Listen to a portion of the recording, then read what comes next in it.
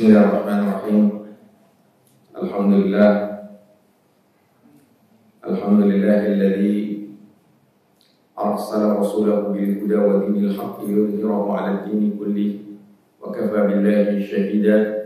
Wassalatu wassalamu ala Muhammadin asrafil anbiya'i nabiyil mustafa wa ala alihi wa sahbihi wa tabi'in wa tabi'in wa man tabi'ahum bi ihsanin wa ala man ittaba'al huda. Amma ba'du fa ya ayyuhal muslimun hayyukum bi tahiyatil Islam. Assalamualaikum warahmatullahi wabarakatuh. Subhanakallahumma la ilma lana illa ma 'allamtana fa'allimna ma yanfa'una wanfa'na ma 'allamtana. Rabbana zidna 'ilman warzuqna fahman ya 'alimal ghaibi wasyahadah ya rahman ya rahim ya mujibas sa'ilin. Wa rabbi ishrah li sadri wa yassir li amri wa hlul 'uqdatam min lisani yafqahu qawli. Qala Allah Ta'ala fi kitabihil aziz, a'udzu billahi minasyaitonir rajim. Wal takum minkum ummatun yad'una ilal khair wa ya'muruna bil ma'ruf wa yanhauna 'anil munkar wa tu'minuna billah. Wal takum minkum ummatun yad'una ilal khair wa ya'muruna bil ma'ruf wa yanhauna 'anil munkar wa ulaika humul muflihun. Sadaqallahul 'azim. Wa qala Rasulullah sallallahu alaihi wasallam fi hadis syarif, indama yas'alu al-Hudzaifah bin al-Yaman, kana an-nasu yas'aluna Rasulullah sallallahu alaihi wasallam 'anil khair wa kuntu as'aluhu 'anil syarr makhafatan an yudrikani. Fa qultu ya Rasulullah inna kunna fil jahiliyyah wa syarrin فجاءنا الله بهذا الخير فهل بعد هذا الخير شر؟ قال نعم. فقلت هل بعد ذلك الشر من خير؟ قال نعم وفيه دخن. قلت وما دخنه؟ قال قوم يستنون بغير سنتي ويهتدون بغير هدي تعرف منهم وتنكر. فقلت هل بعد ذلك الخير من شر؟ قال نعم du'a'un ala abwabi jahannam man ajabahum ilaiha qadhafuhu fiha.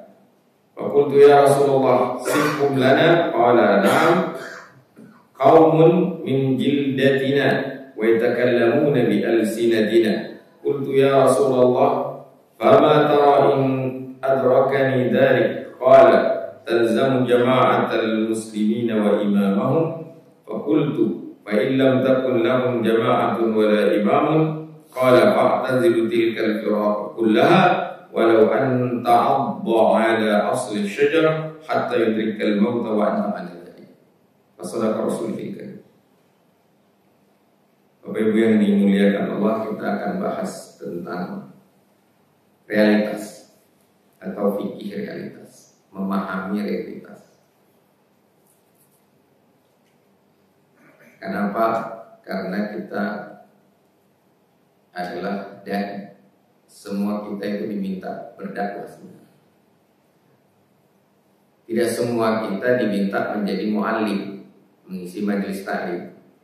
Tidak semua kita diminta menjadi mufassir. Tidak semua kita diminta menjadi khatib Jumat. Tapi semua kita harus mengajak orang ke jalan yang benar. Itu yang disebut dai. Dalam sebuah hadis Rasulullah bersabda, "Balighu anni walau ayat." Sampaikan dariku walau satu ayat. Artinya kita ini harus mubaligh, menyampaikan dan dai, mengajak. Nah, untuk itu kita perlu paham juga realitas. Di dalam hadis yang panjang yang kami sebutkan di awal tadi dari Rasulullah, hadis dari Hudzaifah bin Yaman, dia berkata, orang-orang bertanya kepada Rasulullah tentang kebaikan, sedangkan aku bertanya tentang keburukan. Dia kasih alasannya kenapa dia bertanya tentang keburukan, makhafatan ayyudrikani, khawatir keburukan itu menimpanya. Ini dasar fikih realitas. Artinya realitas itu hanya ada dua, baik atau buruk, nggak ada netral. Kalau sikap ada sikap netral. Kalau realitas, kenyataan itu dua aja. Kalau nggak baik pasti buruk. Ini realitasnya nggak baik, nggak buruk, itu nggak ada. Kalau nggak baik pasti buruk. Kalau yang baik itu biasanya jelas dan tidak ada masalah kalau yang baik itu mengenai diri kita, realitas yang baik. Ya. Contoh realitas yang baik apa? Yang umum-umum aja lah, nggak usah terkait masyarakat, terkait lingkungan saja. Ya. Suhu udara yang sejuk, itu kalau kena ke kita nggak ada masalah.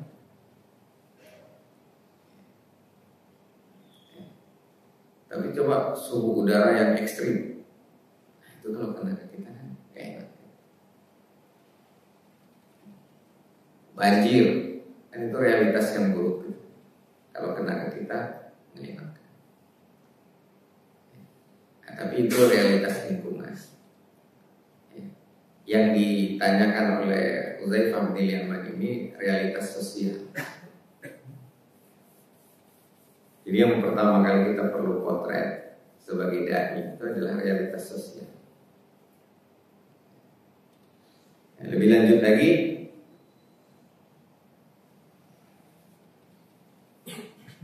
dia mengatakan, ya Rasulullah, inna kunna fi jahiliyah wa syarr. Kita pernah berada dalam keadaan jahiliyah dan keburukan. Jahiliyah, realitas masyarakat jahiliyah dan realitas keburukan, syarr. Faja'ana Allah bihadzal khair, lalu Allah datang membawa kebaikan ini, Islam maksudnya. Fahal ba'da hadzal khair syarr, maka adakah setelah kebaikan ini keburukan? Qala, dijawab Rasulullah, na'am. Fa qultu, fahal ba'da dzalika syarr min khair? Maka setelah keburukan itu masih ada kebaikan lagi enggak? Qala, na'am wa fihi dafan. Ada, tapi ada asapnya, ada dafannya. Artinya ada hal yang samar-samar. Artinya tetap ada keburukan yang samar.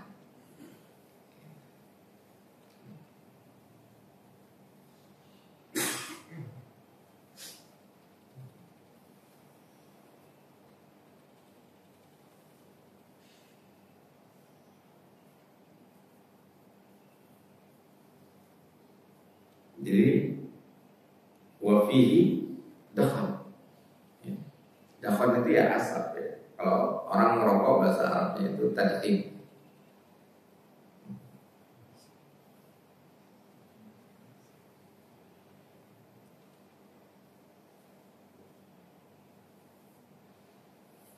Ini riwayatnya banyak dari Imam Bukhari ada, Imam Muslim ada.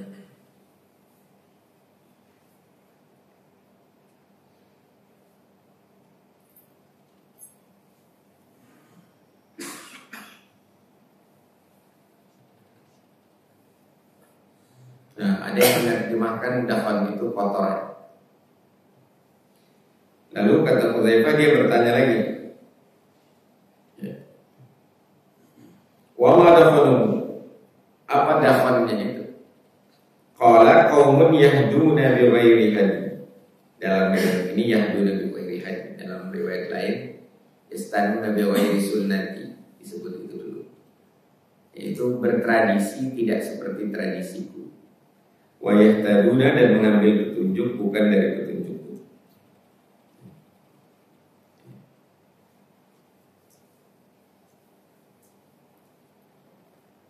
Yang yastanuna bil ghairi sunnati itu riwayat Imam Muslim. Karena riwayat Imam Bukhari langsung yahtaduna bi ghairi hadi, tentang nahwan. Ta'rifu minhum wa tunkir. Kalian mengetahui mereka dan mengingkarinya.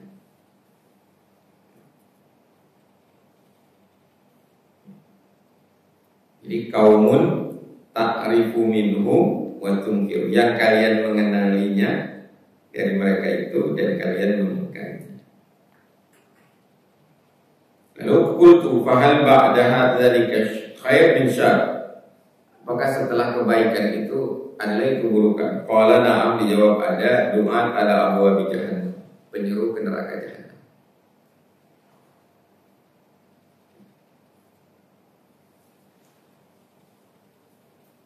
Dan dijelaskan lagi oleh Rasulullah, man ajabahum ilaiha faqadahu fiha, barang siapa yang merespon positif seruan doa tersebut, maka dia akan terlempar atau dilempar ke neraka jahanam, akan masuk ke dalam neraka, dihempaskan, akan menghempaskan mereka ke neraka jahanam.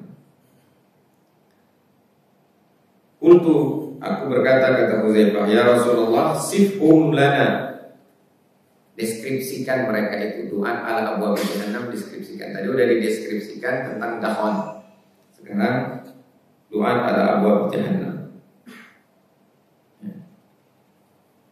Dikatakan oleh Rasulullah,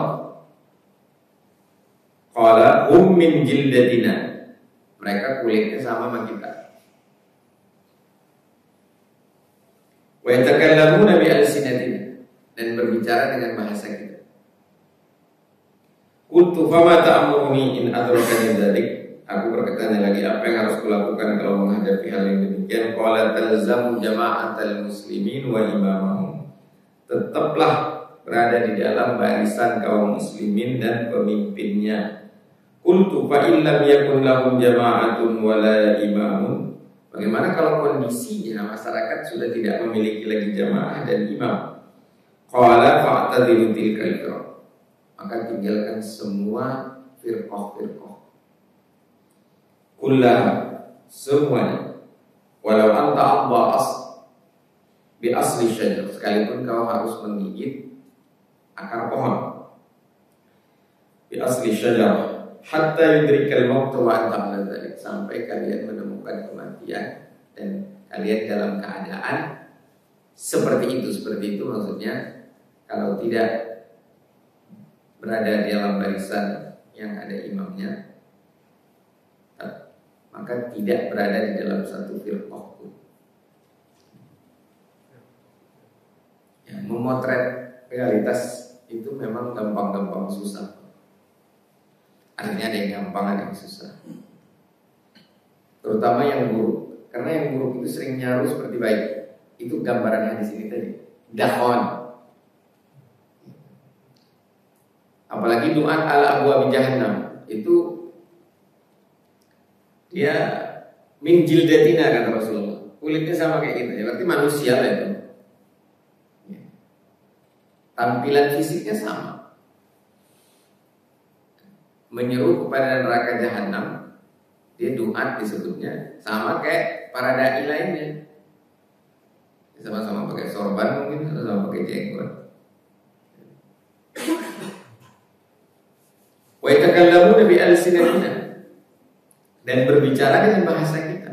Fasih bawain ayat Quran, fasih nyampaikan hadis, fasih bahasa Arab, bahasa Indonesia juga bagus, bahasa Inggrisnya hebat.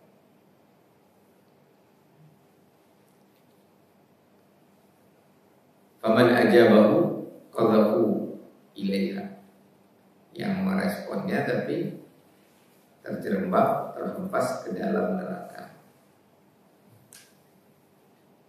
Jadi realitas sosial itu memang beragam, tapi kita bagi dua, selalu dibagi dua, baik dan buruk.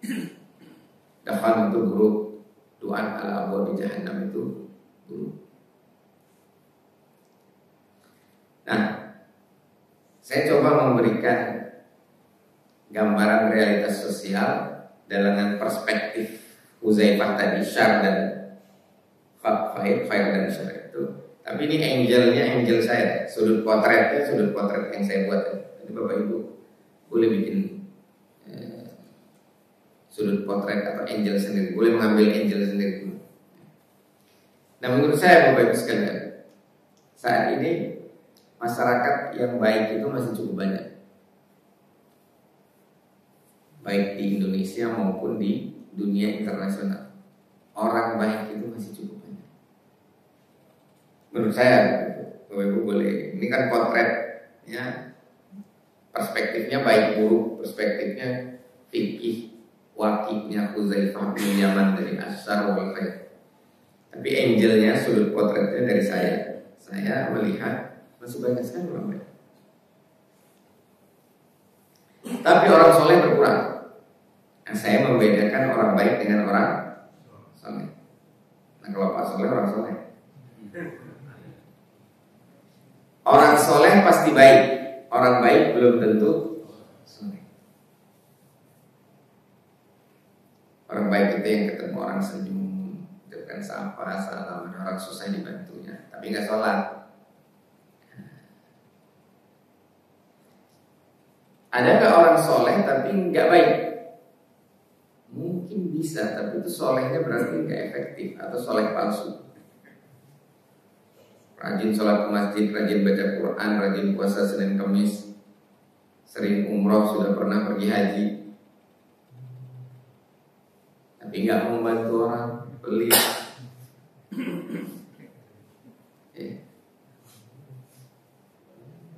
Sama tetangga hasut.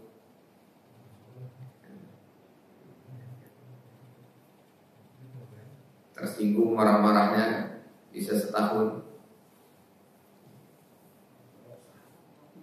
Kalau di media sosial kerjanya menghujat orang. Bisa juga ternyata orang soleh tapi nggak baik. Walaupun itu berarti solehnya nggak efektif atau semu.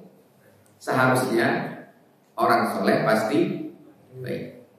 Karena kesolehan itu harus membuahkan.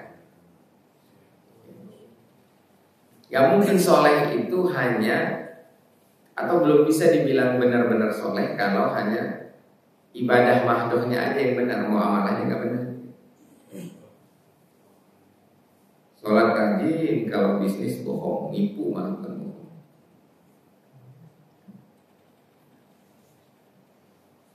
Ini realitas yang menurut saya saat ini terjadi. Orang solehnya berkurang, bukan kurang, berkurang.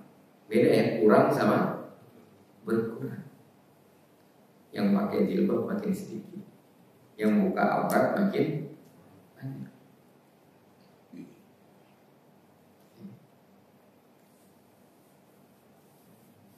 Yang kalau suka sama wanita menikah lebih sedikit, makin sedikit, makin sedikit, berkurang maksudnya. Yang melakukan hubungan bebas makin banyak.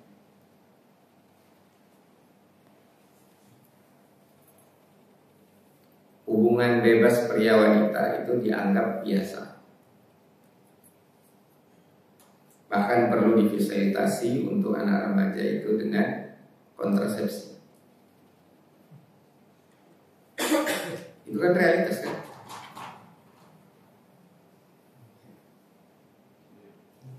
Nah, membaca realitas ini harus spiritnya seperti Hudzaifah bin Yaman. Makhafatan ayyudrikani. Ini perlu diulang-ulang. Makhafatan ayyudrikani. Makhafatan itu artinya ada rasa khawatir pada diri. Makhafatan ayyudrikani. Keburukan itu mengenai kita.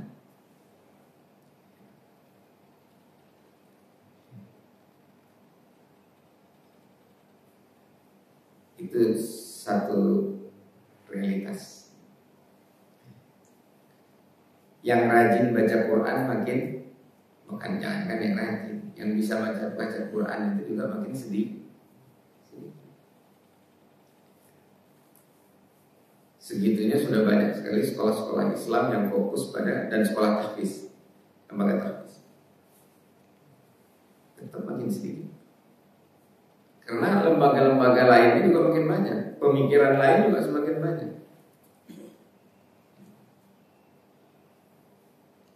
Nah, masyarakat semakin permisif. Permisif itu ya keserbabolehan. Permisivisme itu keserbabolehan. Permisif makin serba boleh. Sholat juga, mabuk juga. Sholat juga, korupsi juga. Itu permisif.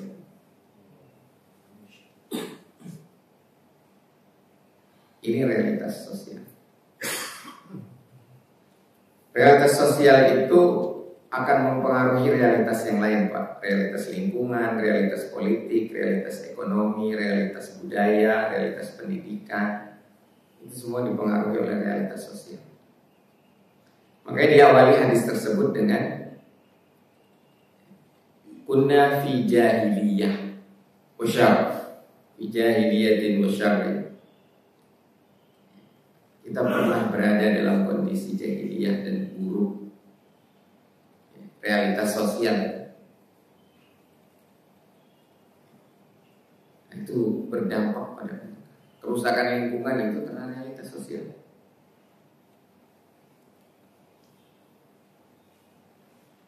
Nah, bagaimana memperbaiki kondisi masyarakat?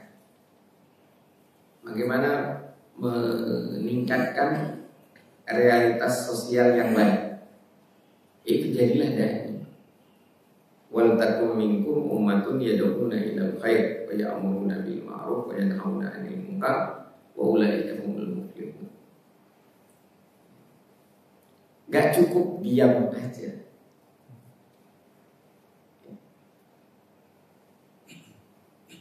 Bani Israel itu dilaknat karena hum la yatanahawna 'an munkarin fa'alu. Mereka tidak saling melarang, mencegah atas kemungkaran yang dilakukan oleh kalangan mereka sendiri. La yatanahawna. Jadi kalau kita melihat sebuah realitas yang buruk, itu harus ada upaya mencegah. Misalnya ada narkoba di sekitar kita, itu harus dipikirin. Tentu nggak kuat sendiri, maka bermusyawarah gimana cara menghadapinya.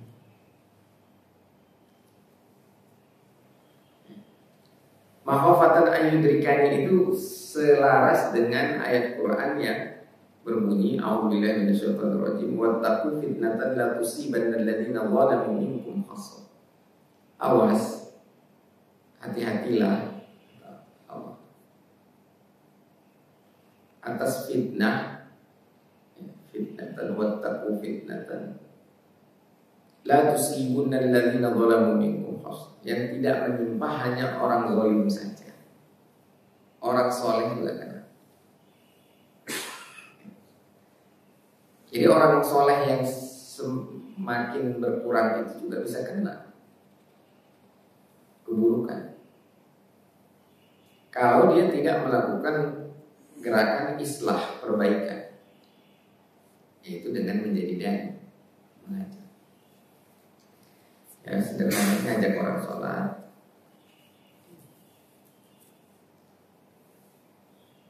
ngajak baca Quran, atau terlibat dalam program-program.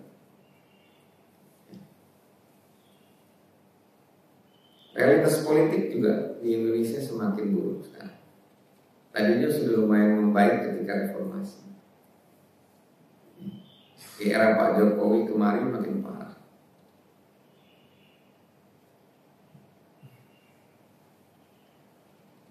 Masih ada demokrasinya tapi palsu. Apa realitas politik yang buruk? Politik identitas, politik uang, politik dinasti, bahkan ada politik intimidasi.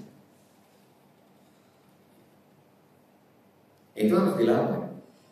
Minimal dibenci. Idza ra'aw munkaran falyughayyiru binafsi biyadihi. Terus fa illam yastati fa bilisani, fa illam yastati fa biqalbi. Fa biqalbi itu maksudnya dengan hati, ya dimusuhi dengan hati, ya dibenci. Wa dhaful iman, dan itu selemah-lemahnya iman.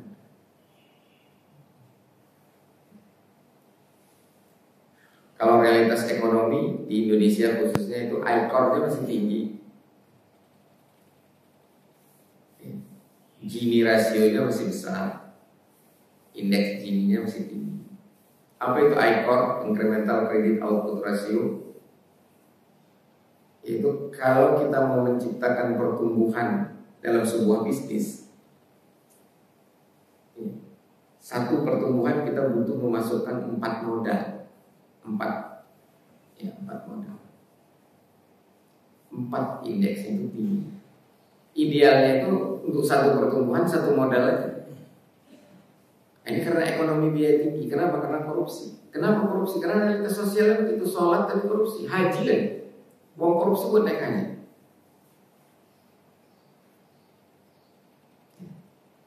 Itu tadi, realitas sosial itu berdampak ke realitas politik, ke realitas tadi politik udah, terus ekonomi, ke realitas hukum juga. Susah nyari keadilan kan? Wani piro.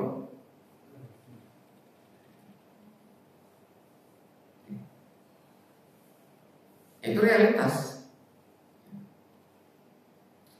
Realitas pendidikan.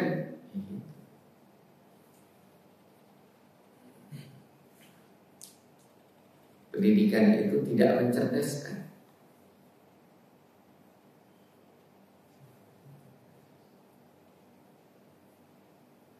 Nah, realitas sosialnya, orang pintar makin banyak, orang cerdasnya kurang. Saya nggak bilang berkurang, kurang, belum cukup.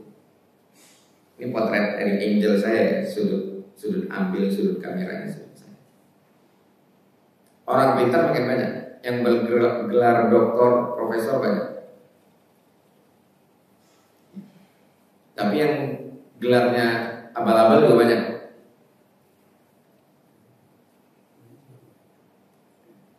Tapi yang cerdas, yang bisa menempatkan segala sesuatu pada tempatnya, itu juga kurang masih. Bukan berkurang ya, nambah sih, tapi tidak sebanyak pertambahan orang bergelar orang pintar. Karena apa itu? Karena pendidikan kita lebih menuntut orang pintar daripada orang cerdas. Al-Qais, mana Qais? Sahabat bertanya kepada Rasul, siapa orang cerdas? Orang cerdas orang yang menghabiskan waktu hidupnya untuk akhirat, menghabiskan dunianya untuk akhirat. Itu dia tahu menempatkan dunia di mana, akhirat di mana. Dulu pernah kita bahas kan tentang penting, perlu dan pengen.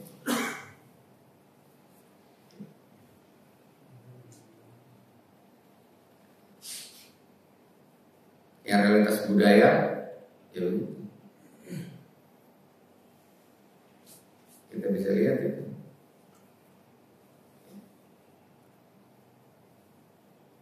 Budaya antrinya masih belum tinggi.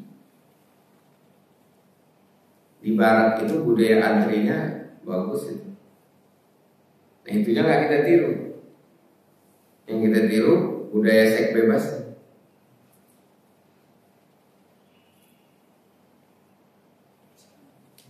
Kata penyair Muhammad Iqbal itu, kita lebih suka ngasih madu ke barat, kebaikan-kebaikan Islam, untuk ditukar dengan racun, keburukan-keburukan barat. Itu ungkapan persisnya saya lupa, tapi itu pesan dari penyair Muhammad Iqbal, Bapak Pakistan, salah satu Bapak Pakistan.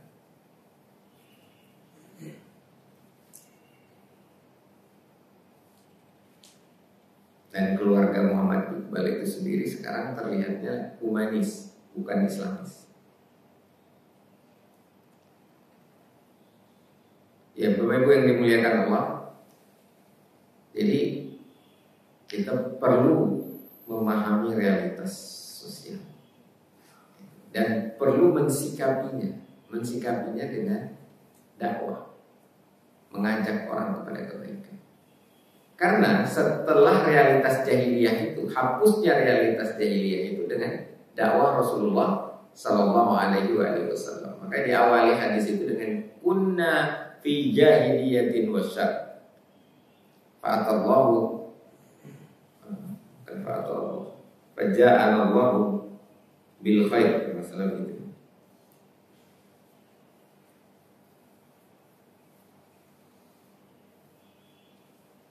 Faja'alallahu bihadzal khair. Faja'alallahu bihadzal khair. lalu Allah mendatangkan kita kebaikan ini. Jadi karena realitas sosial itu hanya baik dan buruk, maka seorang dai itu menghadirkan kebaikan sebanyak mungkin, mengajak kepada kebaikan sesering mungkin. Ya tentu untuk itu perlu juga menentang, melawan, menolak keburukan sesering mungkin juga. Dan untuk itu pasti ada risikonya. Nah, ini yang penting. Gak akan bisa jadi dai kalau gak berani ngambil risiko. Ada risiko. Nah, itulah yang disebut jihad. Kalau nggak ada risikonya bukan jihad. Bisnis saja ada risikonya. Dan ini bisnis yang boleh dibilang nggak ada ruginya di akhirat, tapi ada risiko duniawi. Dibenci orang, dimusuhi orang, dihujat, bahkan dibunuh.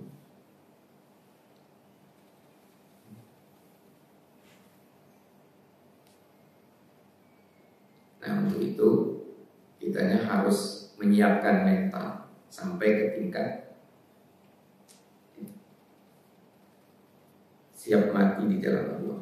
Itu harus mentalitas manusia. Kalau takut mati, tambah cinta dunia, itulah yang disebut wahan, lemah mental.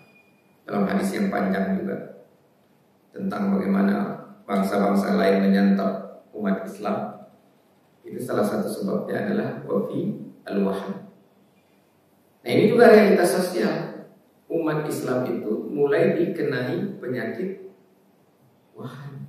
Apa hubud dunia karahiyatul maut, cinta dunia, takut.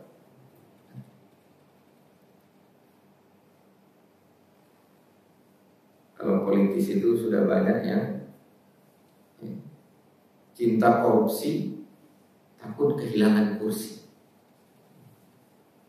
Banyak yang politis ini cinta korupsi bukan dibenci lagi, banyak dicintai. Dan takut kehilangan. Itulah yang membentuk realitas politik kita hari ini. Realitas kebijakan politiknya juga lahir dari kondisi wakil rakyat yang cinta korupsi atau pejabat negara yang cinta korupsi dan takut kehilangan kursi. Mudah dibeli. Berkoalisi bukan karena ideologi, karena dibayar. Wanipiro. Jadi problem mendasar itu memang hubud dunia wa karahiyatul maut, cinta dunia takut mati. Makanya Rasulullah mewanti-wanti, pandanglah dunia itu seperti sehelai sayap nyamuk. Sehelai sayap nyamuk apa sih? Nggak ada apa-apanya. Nah, maka paradigma atau cara pandang kita tentang dunia ini penting sekali. Kalau kita memang mau mensikapi realitas secara tepat. Saya nggak bilang ini pekerjaan mudah, tapi saya nggak akan bilang ini nggak bisa. Dan kita nggak boleh bilang wah itu susah, karena wah itu susah itu mensugesti kita untuk tidak melakukan. Alhamdulillah sekarang saya ini melakukan intermittent fasting. Saya baru makan nanti jam 10. Dulu nggak pernah berhasil, kenapa? Karena di otak saya susah. Susah yang ngadepin realitas. Ini nggak bakal bisa ngadepin realitas. Mental itu masalahnya.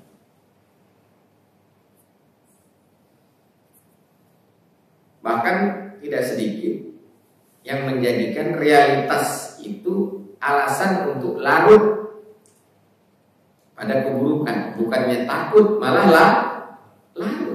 Bukan makhafatan, tapi mahabbatan, malah mencintai keburukan, malah dijadikan alasan minimal. Ya realitasnya bisa begitu Pak, kalau jujur terbujur.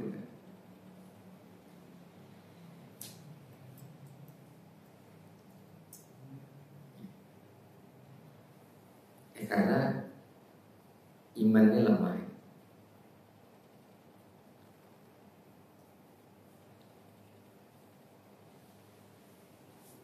Dia percaya ada neraka, tapi nggak terlihat setiap hari. Dia percaya ada surga, tapi nggak berada di dalam hatinya surga dan neraka itu. Surga tidak membuat dia menjadi bersemangat untuk melakukan kebaikan.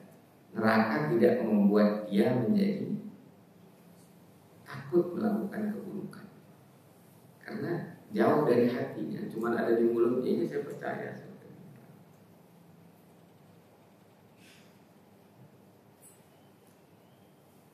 Ini realitas yang saya potret. Silakan kalau masih ada yang mau ditambahkan. Jangan katakan susah menghadapi realitas yang buruk.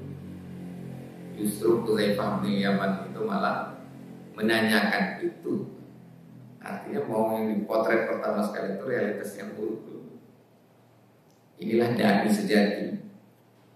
Mentalnya cinta akhirat dan berani mati, bukan cinta dunia takut mati. Tapi bukan berarti bunuh diri. Nah itu beda lagi bunuh diri. Bunuh diri itu frustrasi yang meningkat terus menerus, ya, menjadi depresi, merasa hopeless, putus asa, kemudian helpless. Helpless itu udah nggak bisa ditolong lagi masalahnya. Nah itu bukan berani mati kalau bunuh diri. Justru tidak berani, tidak mampu lagi menghadapi realitas kehidupan, khususnya realitas dirinya sendiri. Silakan Bapak Ibu kalau masih ada yang mau ditambahkan oleh Bapak. Ya, silakan. Pak siapa ya? Unang. Ya, silakan Pak Unang. Adanya sebuah realitas kan karena adanya pembiaran. Oke. Pembiaran dan kurangi pencegahan. Apa yang terjadi pada saat ini Kepres tadi kontrasepsi itu kan kita hanya bisa membayangkan pemberiannya, tapi dampak pemberiannya belum kita rasakan. Rasakan itu nanti kita akan meninggal. Dan mudah-mudahan kita bisa menyaksikan itu. Nah, pertanyaan saya, di mana peran para ormas Islam, para lembaga dakwah untuk mencegah dan menghalau ini semua? Kok dibiarkan? Karena ini sangat mengerikan ke depannya ini. Mungkin kita jangan menyaksikan seperti apa nanti pelegalan itu. Itu sampai sejauh mana apakah ada? Apa hanya kita bisa seperti ini? Kayak tadi misalnya, setiap ada pembongkaran satu buat dengan tangan, kedua tanganmu, dengan mulutmu, dengan doamu. Kita hanya bisa di doa dan mulut seperti ini. Ya, tingkat langkah konkretnya seperti apa untuk itu terjadi, apa bisa menggagalkannya atau bisa menghapuskan. Terima kasih. Jadi akhirnya Kepres itu karena paradigma dan mindset masyarakatnya berubah. Mencegah kehamilan lebih penting daripada mencegah perzinahan.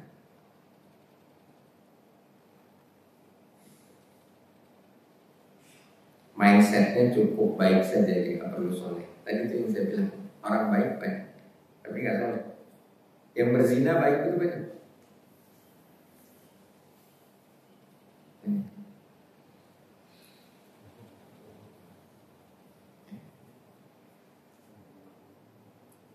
Pelacur yang nyumbang banyak. Alasan melacurnya juga kadang-kadang baik, untuk membantu orang tua. Jadi awalnya itu paradigma itu dulu Pak. Awalnya paradigma. Nah ini tugas dan itu bukan ustadz Pak. Semua masyarakat yang sadar akan pentingnya realitas baik. Kemudian ormas itu dia kemampuannya paling tinggi demonstrasi Pak. Sama kayak masyarakat namanya juga ormas. Dan sudah dilakukan oleh ormas, menyurati macam-macam itu ormas. Yang masalah itu politisi dan partai politik. Lahirnya itu kan dari orang politisi. Kok politisi seperti itu bisa jadi penguasa, bisa duduk di Senayan? Ya karena masyarakatnya juga, karena realitas sosial masih bisa dibeli suaranya.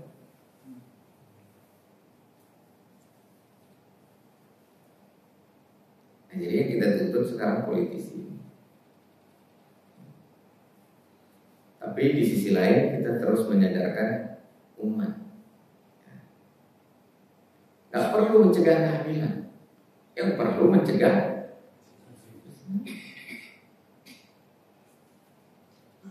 itu karena udah kebalik-balik, mana yang baik mana yang buruk. Berzina dianggap baik, hamil dianggap gelo. Nah karena ini terkait policy, yang paling bertanggung jawab itu partai politik, bukan ormas. Apakah sebelumnya tidak ada kajian kepres yang muncul, kajian ilmiah efek? Kajian ilmiahnya adalah banyak sekali anak SMA hamil di luar nikah. Solusinya dibuat jangan hamil. Gila banget. Itu realitas.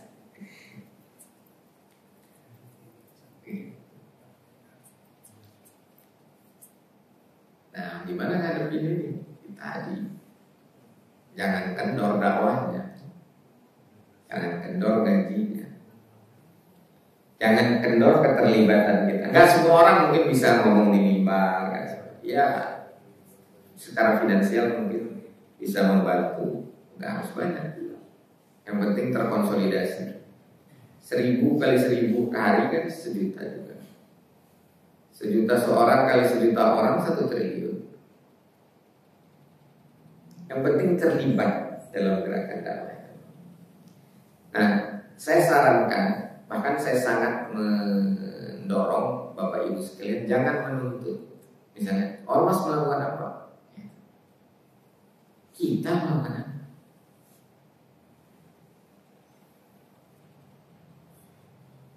Share-lah tulisan-tulisan yang baik, yang tidak emosional, yang rasional, berpikir kritis tentang kebijakan itu di seluruh media sosial yang kita punya. Kita nggak bisa nulis kali kan, cari tulisan yang baik banyak. Ya. Jadi jangan menuntut sebelum kita punya sikap dulu dan punya peran. Lalu kita tuntut, gimana ormas gimana nih. Tapi yang paling penting kita tuntut itu sebenarnya partai politik. Tapi di atas itu kita paling penting menyadarkan masyarakat untuk tidak memilih partai yang mendukung penyebaran alat kontrasepsi untuk pembagian alat kontrasepsi untuk anak remaja.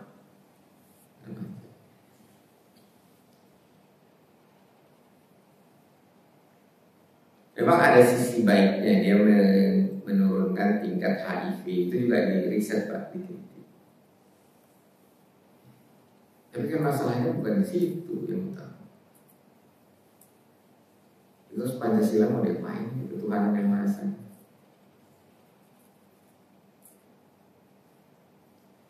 Gitu Pak.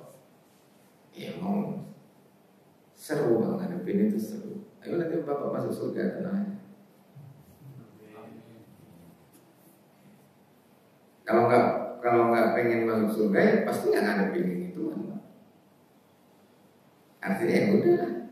Tadi akhirnya bersikap netral terhadap keburukan. Realitas itu hanya 2, baik buruk. Sikap ada netral. Ada orang yang netral terhadap keburukan. Udahlah itu urusan ini, bukan urusan kita.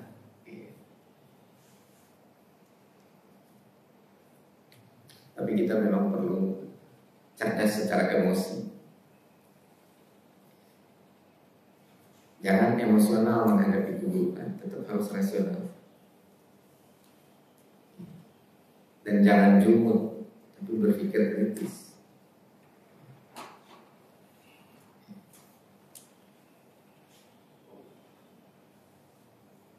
Demikian Bapak Ibu, mudah-mudahan bermanfaat. Sudah masuk suruh Al-haqqu min rabbik fala takunanna minal mumtarin. Kebenaran dari Allah, jangan ragu-ragu atas kebenaran. Apa yang kami sampaikan tentu tidak terlepas dari kesalahan dan kekhilafan kami sebagai manusia. Begitu walakum minkum wastaghfirullahi wa lakum wallahu a'lam. Assalamualaikum warahmatullahi wabarakatuh.